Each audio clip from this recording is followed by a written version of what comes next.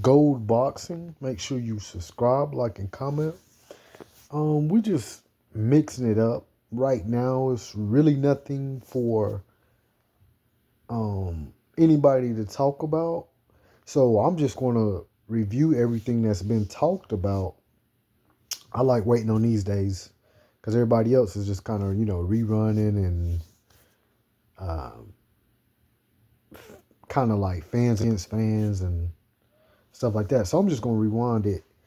The decision did not get overturned with Tank against Roach. They did not say it was the knee was a knockdown. Um, I just hope. I just want to know. Like I said, I thought Tank was going to demolish Roach, and I was totally wrong.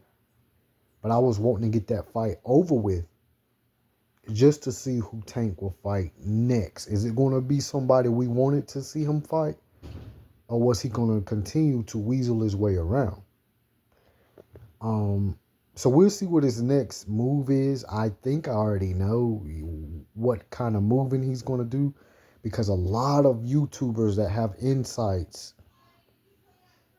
they were saying, you know, things like, well, Tank was supposed to fight one of Golden Boy's boxers. Then they were saying might even was going to fight Jake Paul. And then some other ones were saying, well, he's supposed to fight Cruz, and you know the mystique of Cruz is been gone. He survived against Tank when Tank had hurt his hand, and people made this big deal, and they made Cruz to be a little Mike Tyson, but that's been gone. So, like I said, none of those fighters are fighters that the people, wanted to see him fight. Now, is that written in stone? It's not. No, they still could do the Roach rematch, which I feel like Roach need to just go his own way. If you didn't get a plain in sight knockdown from a knee, you're not going to get a win, not unless you knock Tank down, knock him out. And Tank is not going to get knocked out. Um, so I think Roach need to go on his own way, and we'll just see who Tank fights next. Like I said, this is the part where the boyfriend or the girlfriend gets the partner back. After he or she done said that they're sorry for all the things they done, and they're gonna do better next time. So Tank has gotten his fans back, and they going hard. So let's see if he's going to deliver. Let's see if he's going to keep his word, or is he going to abuse him in his next fight with his decision. Um, Keith Thurman is supposed to fight Brock, maybe Jarvis Brock.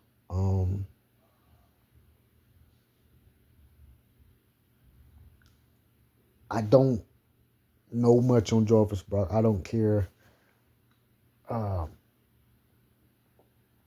much of a boxing fan you are. You really don't. Ain't nobody heard of no Brock. Um, that's just like William School versus Canelo, and William School has one of the belts. The and nobody knows who's William Skull is, because I seen it in the comments. A lot of people are like, who? They're like, WTF is William Skull, and then you got the Canelo hardcore fans like, well, if you are a real hardcore boxer, then you would know who he is. Only reason I know who he is because Canelo's about to fight him, and I know boxing. But Keith should win this against Brock. And I don't know what's next for him. I think he still could whoop up some of these young boys. You know, him, Jaron Ennis, him, and just anybody in the 147 weight class. I think that's still open, man. I really think that weight class is still open. Nobody's really solidified it, especially since Terrence Crawford has moved out, Earl has moved out. It's just wide open. So Keith still can make his name in it. Um, Going back to Canelo versus William Skull. Skull is naturally in that weight class. He's a big boy compared to Canelo, but what's new? Like all of them have been big boys. Just they passed their prime and stuff. Except for Bivol, and then when he did fight somebody, that was a true champion, young in their prime, you see what happened. So I don't even know how to go about this fight. If I'm in William Skull's corner, I seen the dude fight.